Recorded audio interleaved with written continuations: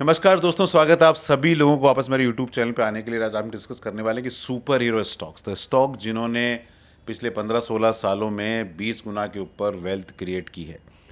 और इस वीडियो के सारे data capital line mutual fund के दीपक शनॉय जी और उनकी टीम के हैं, तो उनका बहुत बहुत धन्यवाद। तो उन्होंने क्या किया कि 2010 के अंदर गए और देखे कि 2010 के अंदर ऐसी कंपनियां जिनका मिनिमम 10 साल का ट्रैक रिकॉर्ड है और 500 करोड़ के ऊपर मार्केट कैप्स कौन कौन सी कंपनियों के थे। तो एनएससी पे करीब 613 ऐसी कंपनियां थी जिनका कि मार्केट कैप 2010 में 500 करोड़ के ऊपर था और 10 साल का प्राइस ट्रैक रिकॉर्ड था मार्केट का। उन 613 स्टॉक्स में किस तरह का परफॉर्मेंस रहा है, तो 159 स्टॉक मतलब 26% of these stock delivered negative return. 97 मतलब 16% of these stock deliver 1 to 3 time returns only in last 16 years. और 35% ऑफ द स्टॉक मतलब 216 स्टॉक डिलीवर्ड 3 to 10 टाइम। तो मतलब आउट ऑफ 613 स्टॉक्स अप्रोक्सीमेटली 500 के आसपास स्टॉक्स ऐसे थे कि जिन्होंने मॉडरेट या कम रिटर्न या नेगेटिव रिटर्न दिया है। 79 स्टॉक्स जो कि अप्रॉक्सीमेटली 13% है delivered 10 to 20 time growth in a 16-year period, and only 62% stock that is 10% of the stock deliver more than 19.9 times wealth to the शेयर होल्डर्स। तो out of 612 only 613 only 62 stock deliver more than 30% compounded return. उसमें number 1 Bajaj finance solar industry था जिन्होंने करीब करीब 146% के आसपास रिटर्न दिया है। Apar industry 65 time, Eicher 65 time, TVS motor 62, Persistent 60, KPR mill 58, JB chemical 50, Trent 47, Adani enterprise 47 time, Cholamandalam investment 46 time, JK cement 46 time, Adani energy 46 time, PI industries 45 time, SRF 43 time, Coforge 42 time, Balkrishna industry 41 time, Bajaj fin service 40 time, Atul 39 time और Kajaria 37 time की growth आई है।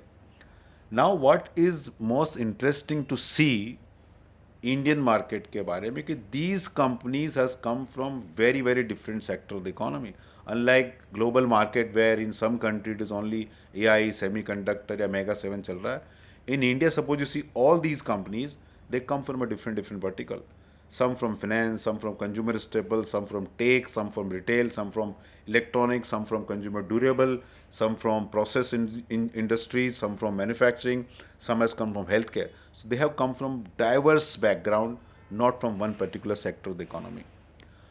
What is most interesting to see कि जब 2010 में इन companies को देखा गया तो none gave the indication that their sales growth is super normal, their profit margins were higher, or they had a clean balance sheet, high ROC। तो एक typical screening हम करते हैं ना फंड इंडस्ट्री के अंदर, high ROC, high ROE, great sales number, great revenue number, कुछ भी नहीं था 2010 में।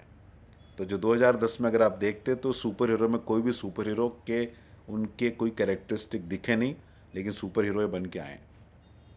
2019 में अगर वो डेटा लेते हैं तो कौन सी कंपनियों ने सुपर नॉर्मल रिटर्न दिया है, तो वो पूरा का पूरा लीग टेबल बदल जाता है। तब वो आ जाता है company like Hitachi energy, Polycab, Mazagon Docks, Rail Vikas Nigam, Kalyan Jewellers, Max health.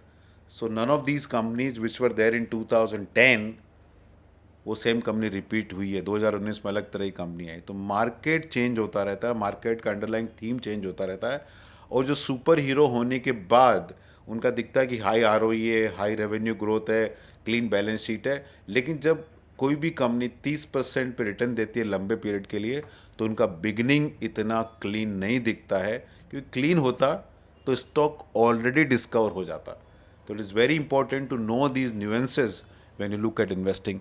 दोस्तों, वीडियो सिर्फ और सिर्फ एजुकेशनल पर्पजेज़ के लिए, आपको कहाँ इन्वेस्ट करना कहाँ नहीं करना अपने म्यूचुअल फंड डिस्ट्रीब्यूटर से कंसल्ट करें। Mutual fund investments are subject to market risk, please read the offer document careful before investing. और कोई भी इन्वेस्टमेंट प्रोडक्ट में रिटर्न देखने से पहले रिस्क जरूर समझें। हम म्यूचुअल फंड डिस्ट्रीब्यूटर है, ARN नंबर हमारा है 346147 और ARN वैलिड है नवंबर 28 2028 तक। दोस्तों फाइनली आपका पैसा आपका फ्यूचर आप डिसाइड करें, हम इस पूरे प्रोसेस में बहुत ही छोटे इनेबलर हैं। धन्यवाद।